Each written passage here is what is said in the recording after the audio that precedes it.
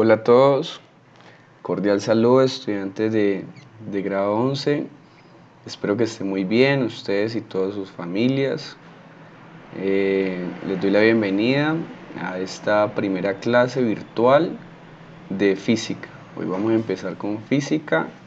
Los días que vamos a trabajar física van a ser los martes y los jueves, ¿listo? Entonces vamos a retomar un tema que ya habíamos trabajado en clases y es el tema de electricidad, ¿listo? En particular la ley de Ohm. Entonces yo les he preparado aquí una imagen con algo de teoría y también con unos ejercicios de práctica, ¿listo? Entonces espero que nos entendamos por este medio y cualquier inquietud me la pueden comunicar por el correo electrónico, ¿listo? Entonces empecemos.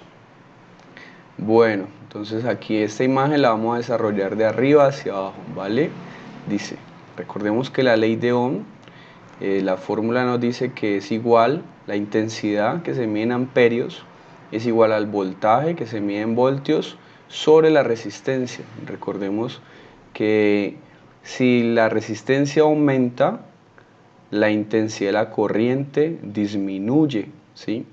Entonces, para que se entienda mejor, aquí recuerden la imagen del tanque lleno de agua que se le une una manguera y que por esa manguera va a salir un flujo. Entonces, la cantidad de agua que tenga el tanque sería el voltaje, la tensión que se mide en voltios. La resistencia, si la manguera es muy grande, tiene un diámetro muy amplio, va a ejercer una resistencia menor. Entonces, si ejerce una resistencia menor, la intensidad de la corriente sería mayor. Sin embargo, si la resistencia aumenta, es decir, la manguera se hace más angosta, la intensidad de la corriente va a disminuir. Ya no serían, digamos, esas 3 rayas de ahora, sino que serían 2 o sería 1. Entonces, si la resistencia aumenta, la manguera se angosta, la corriente va a disminuir, es decir, no van a circular la misma cantidad de electrones que circulaban cuando la resistencia era menor. ¿Listo? Entonces, ¿por qué ocurre flujo de electrones en un circuito? Ese concepto es indispensable entenderlo. Primero, la naturaleza definió que a los electrones, cuando son de la misma carga, se repelen, no les gusta estar juntos, ¿listo? Entonces, ¿por qué hay flujo de electrones en un circuito? Primero que todo tiene que haber algo que se conoce, y es muy importante entenderlo, se conoce como diferencia de potencial eléctrico, ¿sí? Es decir, que hay más cargas negativas en un extremo que en otro. Aquí se lo representé con estos dos tanques, se encuentran conectados aquí por una tubería. Entonces, como pueden observar, este tanque tiene una cantidad de agua mayor a este tanque de aquí. Entonces, intuitivamente sabemos que la corriente del flujo de agua iría en ese sentido, iría del más lleno al menos lleno. ¿Listo?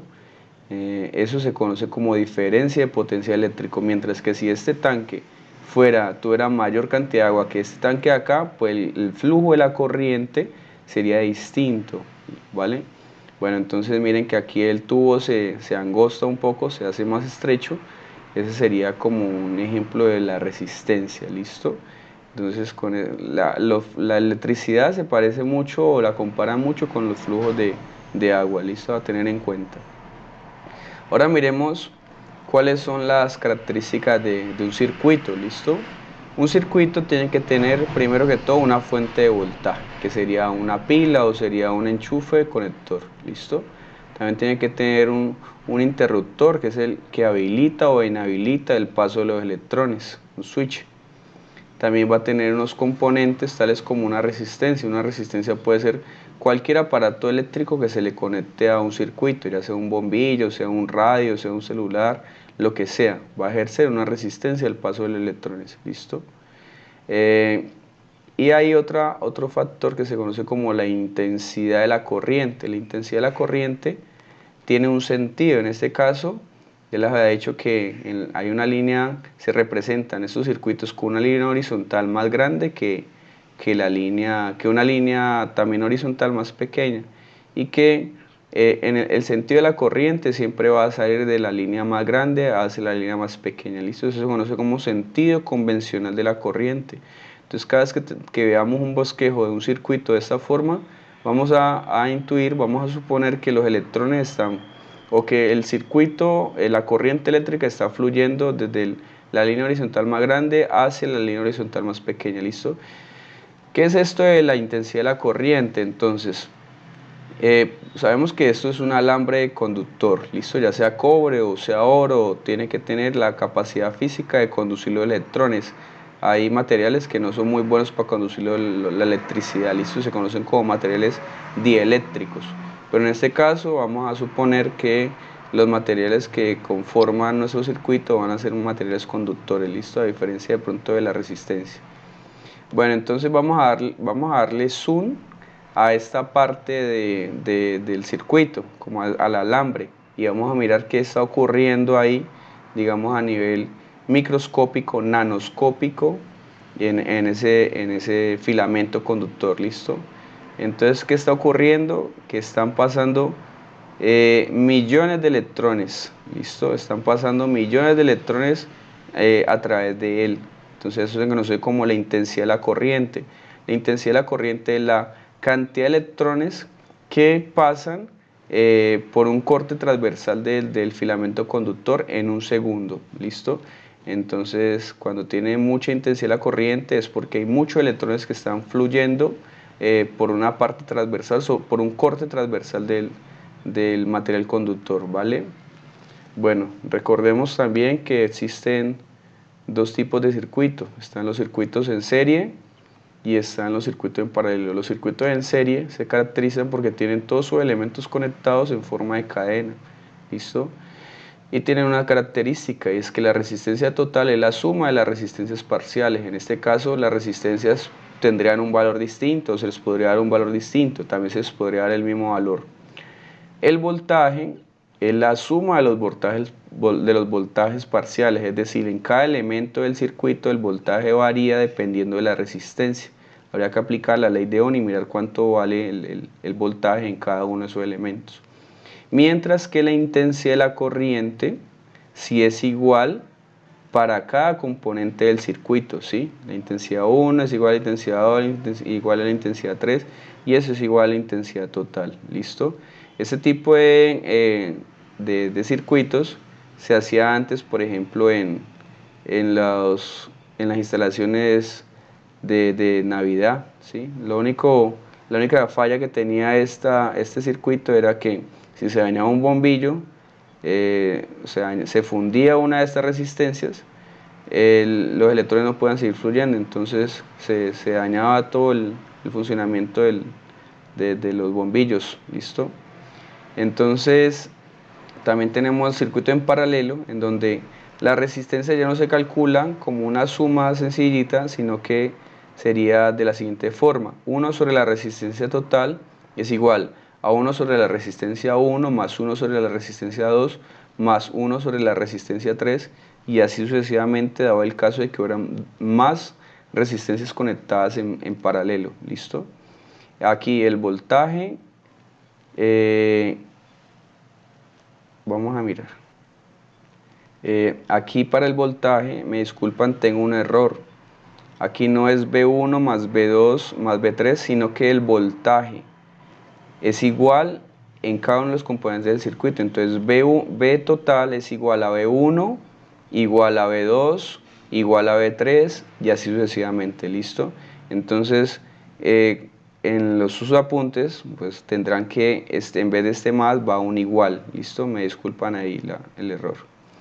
Ahora, la intensidad, a diferencia del circuito en serie, la intensidad es distinta, va a depender también del valor de las resistencias del circuito. Entonces la intensidad total es igual a la suma de las resistencias de las intensidades parciales, ¿listo?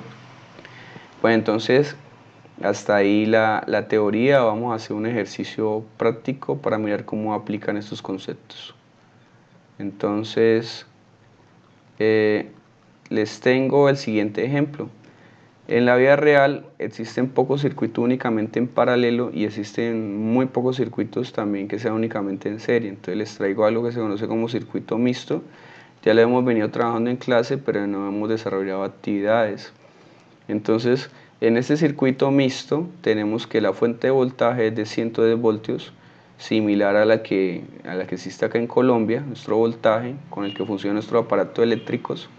Tenemos que hay unas resistencias conectadas de esta forma, podríamos decir que están como encadenadas, estas dos serían en serie, pero tenemos estas tres resistencias acá conectadas en paralelo, ¿sí? Entonces la idea, antes de iniciar a resolver este circuito, que ya tenemos aquí las resistencias con valores en ohmios, es coger y convertir estas tres resistencias que están en paralelo, volverlas una sola, para que nuestro circuito nos quede en serie y nos quede mucho más sencillo calcular la resistencia total y posteriormente la intensidad total del circuito. ¿Listo? Entonces, ¿qué vamos a hacer? Vamos a coger estas tres resistencias que hay acá y las vamos a llamar R6. Entonces, como están en paralelo, vamos a calcular R6. Sería 1 sobre R6 es igual a 1 sobre R2, que es la primera resistencia que está acá en paralelo, más 1 sobre R3, que es la segunda resistencia en paralelo, más 1 sobre R4, que es la tercera resistencia en paralelo. Y vamos a reemplazar los valores de cada resistencia. ¿Listo? Entonces tenemos que la resistencia 2 vale 5 ohmios, la resistencia 3 vale también 5 ohmios y la resistencia 4 vale también 5 ohmios. Entonces, tenemos aquí una suma de números fraccionarios, ¿listo? Entonces se puede resolver muy fácil. En este caso podríamos aplicar mínimo como un múltiplo y sería el 5. El 5 contiene a estos tres 5 de acá. O también sabemos que cuando las fracciones tienen idéntico denominador se conoce como fracciones homogéneas. Entonces simplemente se deja el denominador y se suman los numeradores. Entonces se deja el denominador 5 y se suma 1 más 1 más 1, que sería 3. ¿Listo? Entonces, ¿qué nos quedó? Nos quedó que 1 sobre R6 es igual a 3 quintos. Pero tenemos aquí 1 sobre R6. Entonces lo que vamos a hacer es que vamos a invertir la fracción. Vamos a invertir aquí, que nos quede R6 sobre 1 y a este lado nos quedaría 5 sobre 3. ¿Listo? Entonces sabemos que R6 dividido 1 va a dar lo mismo que R6 y aquí sí nos quedó la fracción invertida, 5 tercios, que si lo dividimos en la calculadora nos va a dar aproximadamente 1,667 ohmios. ¿Listo? Entonces esa sería la resistencia, digamos, equivalente. En este caso la tenemos ya representada aquí de estas tres que están en paralelo, ¿vale? Entonces ahora ya nos queda más sencillo calcular la resistencia total, porque ya todas las tenemos en serie, y la resistencia en serie simplemente es la suma de las resistencias parciales. ¿Listo? Entonces tenemos que la resistencia total es igual a R1, que vale 10 ohmios, más R6, que nos dio como resultado 1,667 ohmios, más la resistencia 5, que vale 15 ohmios. Y esto nos da como resultado que la resistencia total del circuito es 26,667 ohmios. ¿Listo? Ahí ya tenemos la resistencia total del circuito. Ahora, con esa resistencia, ¿qué vamos a hacer? Vamos a calcular la intensidad de la corriente que circula a través del circuito. Entonces recordemos la ley de Ohm. La intensidad total nos dice que es el resultado de la división entre el voltaje total sobre la resistencia total del circuito. Entonces nos quedaría que la intensidad total sería dividir 110 voltios sobre 26,666 ohmios. Y eso nos da como resultado que la intensidad total del circuito es 4,125 amperios. ¿Listo? Y hemos resuelto lo que nos pedía inicialmente de nuestro circuito, que era la resistencia total y la intensidad total. Bueno, vale, entonces a continuación les propongo un ejercicio. Les propongo que resolvamos el siguiente par de circuitos mixtos. Me van a calcular la intensidad total y me van a calcular la resistencia total de este circuito A y de este circuito B con estos pasos. ¿Listo? Entonces ese circuito A es muy parecido al que les acabo de explicar y ese circuito B también se resuelve de igual forma, simplemente que aquí las resistencias están ubicadas de forma distinta, ¿vale? Bueno, aquí de pronto para ayudarlos un poco, estas tres resistencias que están en paralelo, vuélvanlas una sola para que se pueda sumar con este R4 y esta R5 y R6 también vuélvalas una sola para que se puedan sumar todas en serie, ¿listo? Entonces estos ejercicios los van a trabajar en el cuaderno y como evidencia me van a mandar una foto, ¿sí?, de su cuaderno con su nombre completo en la parte de abajo y yo les estaría retroalimentando la nota en el transcurso de la semana, ¿vale? Entonces, muchas gracias por su atención, espero que esté muy bien y cualquier inquietud recuerden que me pueden comunicar, me pueden contactar por el correo electrónico que aparece en el talón, ¿listo?